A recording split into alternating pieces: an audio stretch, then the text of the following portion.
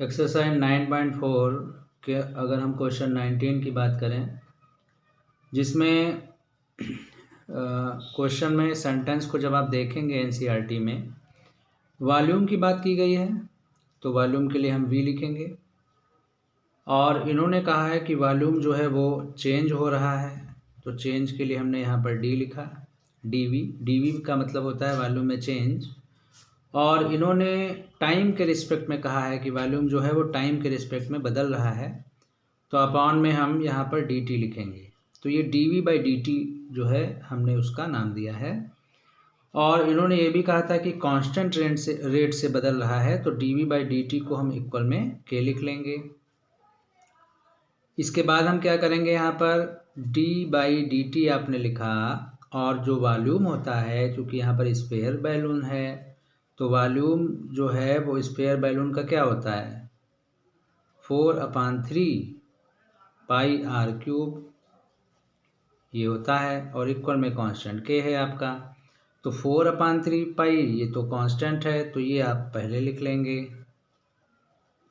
और are cube जो है इसका जब आप डेरिवेटिव करेंगे तो आर क्यूब का 3r² हो जाएगा डेरिवेटिव। लेकिन यहाँ पर टी के रिस्पेक्ट में आप डेरिवेटिव कर रहे हैं, आर के रिस्पेक्ट में तो कर नहीं रहे हैं, तो मल्टीप्लाई में D R by d T आपको फिर से लिखना पड़ेगा, और इक्वल में यहाँ पर आपका के लिखा हुआ है। तो यहाँ से आपने ये देखा कि ये जो 3 है और ये 3 कैंसिल हो गया।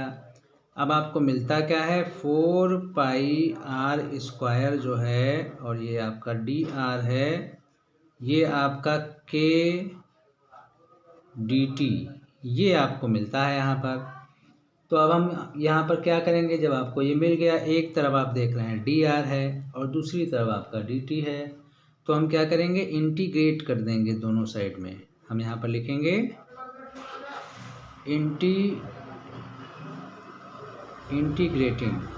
तो इंटीग्रेट जब आप करेंगे तो यहाँ पर अगर हम इंटीग्रेट का साइन हम लगा दें, ये देखिए यहाँ पर हमने इंटीग्रेट का साइन लगा दिया, तो इंटीग्रेट में 4 पाई r², 4 पाई जो है वो कांस्टेंट होता है, और r² का जब इंटीग्रेशन करेंगे तो आप r³/3 लिख देंगे, और इक्वल में k कांस्टेंट है, और dt का इंटीग्रेशन t होगा, और प्लस में आपका c होगा। ये रिजल्ट आपको यहाँ पर मिलता है। और ये जो रिजल्ट आपको मिला है 4/3 पाई r³ ये आपको के टी प्लस सी मिल गया है। इसको आपने इक्वेशन 1 कर लिया। अब आपको क्या कहना है, अब देखिए क्वेश्चन जब आगे पढ़ेंगे आप, तो इन्होंने लिखा है initially its radius is 3 unit. Initially का मतलब क्या है, इनिशियली मतलब शुरुआत में, तो शुरुआत में देखो टाइम 0 होगा ना, शुरुआत में टाइम 0 होगा, तब इन्होंने कहा है जब टाइम 0 था इनिशियली तो रेडियस जो है वो 3 थी। जब टाइम 0 था तो रेडियस 3 थी। तो ये दोनों चीज़ें हम इसी इक्वेशन में रखेंगे, देखते हैं क्या आता है। तो हम यहाँ पर रखेंगे 4 पाई r³ का मतलब 3³ यानी 27 हम डायरेक्ट लिख रहे हैं, और अपान में 3 और इक्वल टू टी तो 0 है, तो ये पार्ट आपका 0 हो जाएगा, इक्वल टू में c। तो 3 से आपने 27 को काट दिया तो आपने 9 आपको मिलता है। तो कुल मिला के आपको यहाँ से क्या मिला 9 4 जा 36। सी की वैल्यू जो है वो आपको 36 पाई मिलती है, इसको ध्यान रखेंगे। एक कंडीशन और दी है इन्होंने, आगे सेंटेंस पढ़ेंगे। इन्होंने कहा है कि 3 सेकंड रेडियस जो है वो 86 यूनिट हो जाता है 3 सेकंड टाइम पर। नोट करेंगे जब टाइम जो है इनका 3 सेकंड था तो r की वैल्यू इन्होंने कही है 6 यूनिट, जो कि आगे के सेंटेंस में लिखा है। तो ये दोनों चीज़ें हम इसी इक्वेशन में रखेंगे। चलिए रखते हैं 4 पाई और r³ का मतलब 216 अब हम यहाँ पर रख रहे हैं, और अपान में 3 और इक्वल टू में k, और जो t है वो अब आपका इस बार 3 है, और प्लस में c। तो यहाँ से जो आपको रिजल्ट मिलता है 3 से इसको कैंसिल करेंगे, 3 7 जा 21, 3 2 जा 6। तो यहाँ से आपको जो मिलता है रिजल्ट वो आपको क्या मिलेगा यहाँ से जब इसको हम सॉल्व करेंगे तो ये जो रिजल्ट है आपका, इसको सॉल्व कर लीजिए आप। 4 2 जा 8, 4 2 जा 8 और 4 7 जा 28, ये आपका आ गया 288 पाई, ये रिजल्ट आपका आता है। और इक्वल में आपको मिलता है 3k प्लस c, और c आपको 36 पाई मिल चुका है, तो ये आपका 36 पाई आपने लिखा। 288 पाई से जब 36 पाई जब इधर आएगा माइनस होगा तो आपको कितना माइनस होकर क्या आएगा आपका, 8 से 6 जाता है तो आपको 2 मिलता है, 8 से 3 जाता है तो आपको 5 मिलता है, और ये 252 पाई आपको मिलता है 3k के बराबर। ये रिजल्ट आपको यहाँ पर मिलता है। और 3 से हम जब इसको अगर कैंसिल कर दें, 3 से कैंसिल करिए, 3 8 जा 24, बचा इसमें 12, 3 4 जा 12, तो यहाँ से k की वैल्यू जो है वो आपकी 84 पाई के बराबर आ जाती है। ये आप ध्यान रखेंगे, आपको k की वैल्यू जो है वो 84 पाई मिल चुकी है।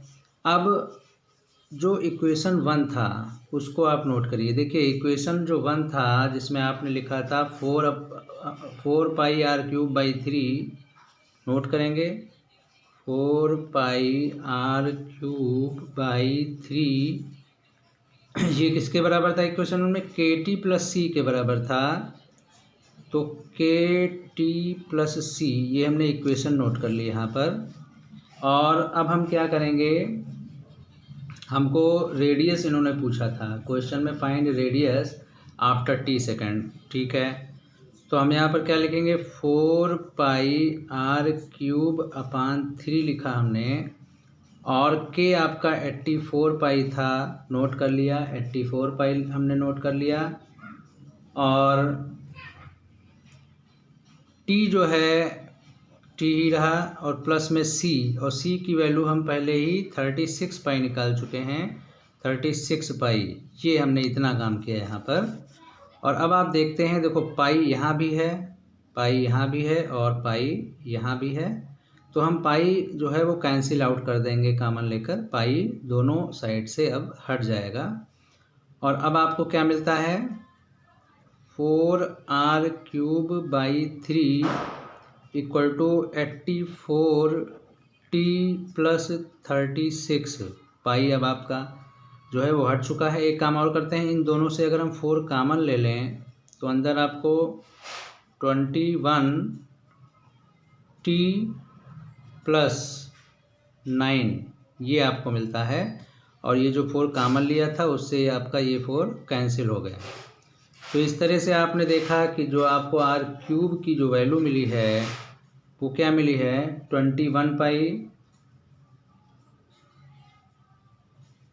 21t प्लस 9, ये आपको r क्यूब की वैल्यू मिली है। और ये जो 3 है वो इधर मल्टीप्लाई में आ जाएगा, ये 3 आपका मल्टीप्लाई में आ गया है।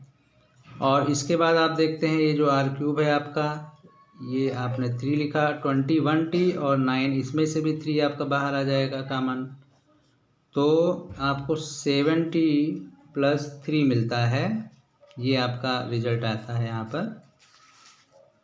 तो कुल मिला के आपने देखा कि जो r क्यूब है वो 3 3 जा 9 और 7t प्लस 3 के बराबर यहाँ पर आ गया। हमको केवल जो है r की वैल्यू फाइंड करनी है, तो हम क्यूब रूट अप्लाई करेंगे। तो यहाँ पर हमने r लिखा और 9 7t प्लस 3 लिखा, और जब क्यूब रूट अप्लाई करेंगे तो 1/3 यहाँ पर आ जाएगा। जब ये क्यूब इस साइड में जाएगा तो 1/3 फॉर्म में दूसरी साइड में अप्लाई होगा। इस तरह से आपका रेडियस जो है इस क्वेश्चन के लिए आ गया। Thank you.